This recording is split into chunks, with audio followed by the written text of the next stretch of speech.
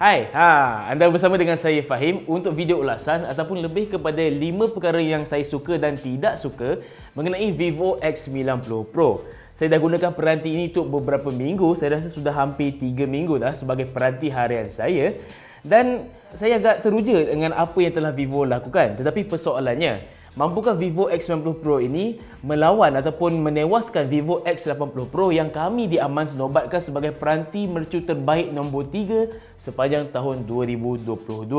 Baiklah, sekarang saya akan mulakan dengan apa yang saya suka pada peranti ini. Sudah semestinya lah, ini adalah peranti yang memfokuskan fotografi, jadi saya sukakan pada kamera peranti ini. Vivo X90 Pro adalah peranti ataupun telefon pintar pertama di Malaysia yang menggunakan kamera dengan sensor 1 inci yang sama kita lihat pada tahun lepas Xiaomi 12S Ultra yang kami hanya lakukan pandang pertama sahaja kerana peranti itu tidak dilancarkan di Malaysia.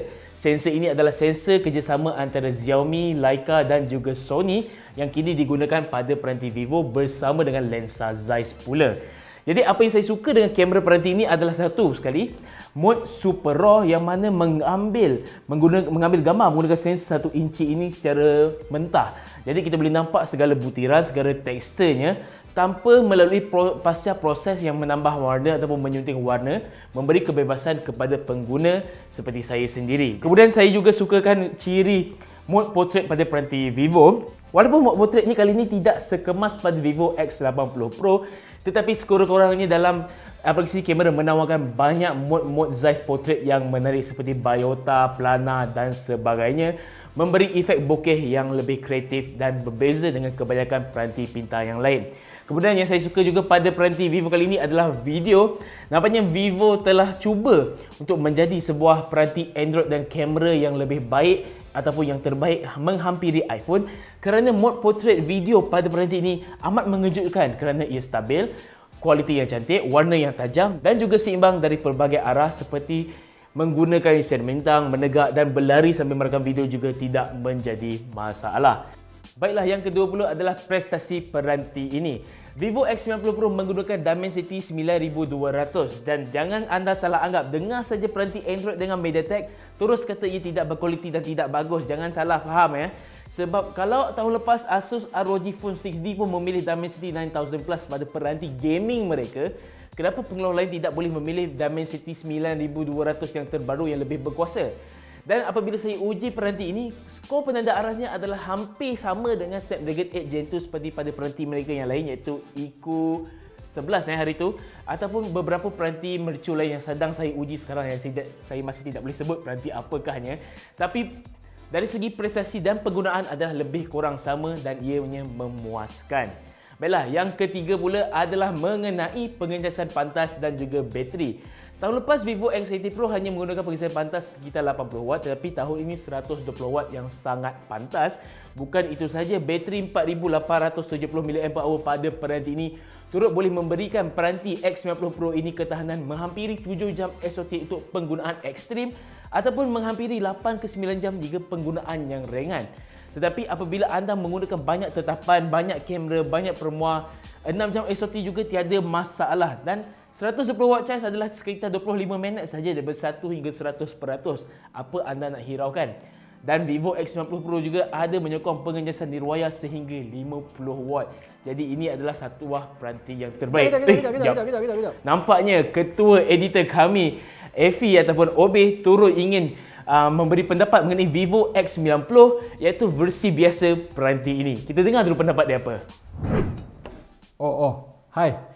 Saya Fisarudin dan terima kasih Fahim pasal bagi aku kebenaran untuk mencapap kejap dan saya nak cakap tentang apa yang saya suka dan apa saya mungkin kurang suka pada X90 pasal dua-dua peranti ni sebenarnya lebih kurang sama, skrin lebih kurang sama, pemproses Dimensity 9000 torrent yang sama, cuma kamera dah tak ada lagi sensor 1 inch yang Fahim puji melangit tadi. Jadi adakah masih berbaloi atau tidak? Saya nak cakap bahawa lepas saya dah gunakan sama macam Fahim dekat 3 minggu, saya masih lagi boleh memuji kamera dengan lensa Zeiss ini.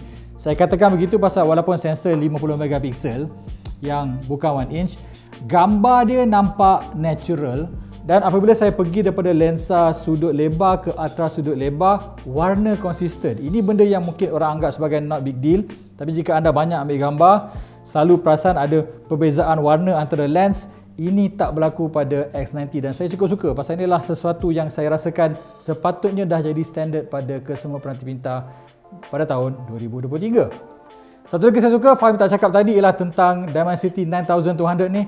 Tak panas, memang best. Saya boleh main co-op mobile 4-5 round. Peranti tu tak rasa panas, rasa macam lebih kepada haba tangan saya yang transfer pada body. Jadi boleh main untuk lebih lama dan bateri juga tak rasa digunakan dengan banyak. Jadi good job kepada Vivo pasal somehow sistem penyejukannya sangat efektif untuk memproses kelas mercu yang sangat tinggi ini. Macam Fahim cakap tadi, dia punya charging pun best 120 watt dan kalau Fahim kata 6 jam X90 Pro, saya pun dapat mungkin slightly better sekitar 8 jam pasal saya tak gunakan hardcore macam Fahim. Prestasi bateri yang sederhana saja untuk sebuah peranti kelas mercu, tapi dengan adanya pengecasan pantas, saya boleh charge bateri dalam masa sekitar 20 minit dan saya tak boleh komplain kalau bateri tak boleh tahan sepanjang hari pasal itu sebenarnya dah cukup bagus dah. Dan last kali, satu perkara negatif saya nak sentuh iaitu skrin. Skrin masih lagi melengkung dan bukan melengkung yang sikit tapi melengkung yang agak, orang kata, agak ekstrim. Pasal bila tengok video melempah, bila pergi website, scroll bar kat belah kiri pun melempah. Jadi saya tak suka. Saya rasakan untuk moving forward selepas 2023, rekaan yang lebih rata digunakan pasal ianya bukan saja hasilkan visual lebih baik tetapi tak ada isu, orang kata, mistouch dan segalanya. Dan satu lagi perkara yang saya perasan ialah pada X90, dia punya sensor cahaya tu tak berapa konsisten. Saya pergi bilik gelap, dia mengambil masa sampai 4-5 saat untuk jadi terang. Keluar balik dia pun nak ambil masa yang lama untuk beri keterangan yang baik. Jadi untuk orang yang sentiasa bergerak all the time, annoying, saya matikan automatic brightness secara manual. Dan last sekali, dia punya fingerprint scanner tu terlalu ke bawah. Jadi bila nak unlock dengan skrin yang besar, jadi acrobatic sikit. Jadi ini dia saya punya pendapat untuk X90, yang baik dan juga yang buruk. Kembali kepada Fahim. Bye Fahim. Okey, saya sebenarnya setuju dengan apa yang Cik Effie katakan tadi. Betul, X90 pun adalah peranti yang baik dan juga memuaskan dengan harga pun 3,699 sahaja, yang mana agak menarik untuk sebuah peranti mercu dengan kamera yang baik dengan kemampuan seperti X80 Pro tahun lepas. Tetapi jika anda ada 1,300 tambahan, ya 1,300 tambahan untuk Vivo X90 Pro, kerana harganya adalah 4,999, ini mungkin peranti untuk anda kerana kemampuan kamera yang lebih baik. Akan tetapi ini pula adalah pendapat negatif saya ataupun apa yang saya tidak suka mengenai Vivo X90 Pro. Yang pertama sekali adalah Vantage OS 13 berasaskan Android 13. Betul, ulasan-ulasan saya sebelum ini di Amans katakan Vantage OS sudah menghampiri Android asli. Dan kali ini banyak elemen-elemen Android asli seperti Material U, ciri security, ciri keselamatan, customization dan banyak lagi diimplementasikan pada Vantage OS 13, memberikan pengalaman penggunaan yang lebih menarik dan memuaskan. Tetapi sayang sekali Vantage OS masih lebih banyak elemen Vivo yang cuba meminjam atau meniru Origin OS, iaitu versi China untuk peranti Vivo ini sendiri, seperti penggunaan widget pada pelancar mereka. Tetapi widget mereka ini tidak begitu mesra pengguna dan amat terhad, dan membuatkan apabila saya meletakkan widget saya sendiri, ia jadi tidak susun atau jadi tidak tentu arah dan tidak menarik. Bukan itu saja, masalah utama saya adalah Vantage OS dan peranti Vivo yang berharga hampir RM5,000 ni masih dipenuhi dengan iklan yang tidak boleh dimatikan. Dan iklannya adalah bermula apabila saya selesai menetapkan peranti ini apabila keluar daripada kotak, dan juga iklan keluar apabila saya pasang aplikasi dari Play Store. Kalau saya pasang aplikasi melalui APK saya faham lagi, tetapi dari Play Store pun ada iklan, ini menjengkelkan. Dan akhir sekali, apa yang saya tidak suka dengan peranti ini adalah rekaannya. Benar, dari jauh nampak Vivo X90 Pro ini nampak seperti sebuah peranti yang premium, menarik, tegap, sedap pegang di tangan. Tetapi sayang sekali, Vivo, kenapalah Vivo? Bonggol kamera yang gegasi ini membuatkan ia berat di bahagian atas, menjadikan apabila saya pegang dengan satu tangan, ia tidak seimbang dan cepat lenguh dan penat. Saya faham nak masukkan kamera 1 inci, tapi dah alang-alang besar dan berat di atas, tebalkan saja peranti ini untuk ia jadi seimbang dan konsisten di tangan. Kemudian banyak sangat teks-teks tambahan pada peranti ini, seperti di bahagian atas ni ada perkataan professional photography.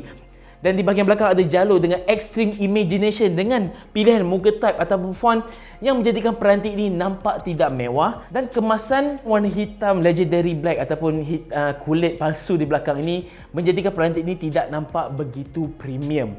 Pada tahun lepas X80 Pro menggunakan kemasan seakan sandstone, iaitu hitam kusam dengan kemasan ataupun tekstur seakan kertas basa yang sedap di tangan.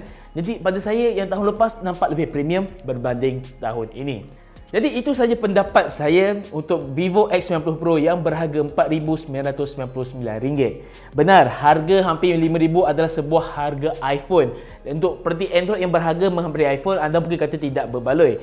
Tapi jika anda inginkan pengalaman fotografi yang pro, kemampuan video yang lebih profesional, ini mungkin peranti terbaik untuk anda. Tapi jika anda sekadar ingin menggunakan kamera untuk SOOC, straight out of camera, Vivo X90 biasa pun sudah berbaloi dan membandai kerana mempunyai kualiti seakan X80 Pro pada tahun lepas.